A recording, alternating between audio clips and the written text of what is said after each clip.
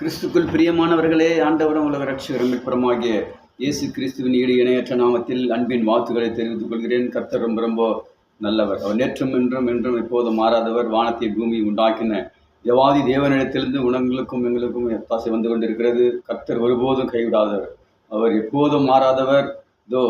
நம் ஜெபத்தில் எதை கேட்கிறோமோ அதை தருகிற தேவன். மார்க்கு 11:24 சொன்ன வார்த்தையின் பிரகாரம், அதனால் நீங்கள் ஜெபம் பண்ணும்போது எவைகளை கேட்டுக் கொள்வீர்களோ, நீங்கள் எவைகளை கேட்டுக்கொள்கிறீர்களோ அவைகளை பெற்றுக்கொள்கிற வேதம் சொல்கிறது. அது மாத்திரமல்ல, அவைகள் உங்களுக்கு உண்டாகும் என்று ஆண்டவராகிய தேவன் சொல்கிறார். நீங்கள் ஜெபத்தில் எவைகளை கேட்கிறீர்களோ அவைகளை அவர் உண்டாக்குறவர், அவைகளை அவர் தருகிறவராக காணப்படுகிறார். நாம் அனுதின வாழ்க்கையில வேதத்தை வாசிக்கும் போது ஜெபிக்கும் போதும் கர்த்தர் எல்லாவித காரியத்திலிருந்தும் அவர் விடுதலை தர நியாயகனாக இருக்கிறார். ஆமென், அல்லேலூயா. நாம் ஜெபத்தில் எவையெல்லாம் கேட்கிறோமோ அவைகளெல்லாம் உலகத்தில் அவர் தருகிற தேவனாய் காணப்படுகிறார். தொடர்ந்து கர்த்தருடைய வார்த்தையில நிலைத்திருப்போமானால், அவரோடு கூட அன்றைய வாழ்க்கையில ஜெபிப்போமானால், வேதத்தை வாசிப்போமானால், கர்த்தர் நினைப்பதற்கும் ஜெபிப்பதற்கும் மேலாக அவர் நம் உனக்கும் தருகிற தேவனாய் காணப்படுகிறார். God bless you. கர்த்தர் உங்களை மென்மேலும் ஆசீர்வதிப்பாராக. ஆமேன், ஆமேன், ஆமேன்.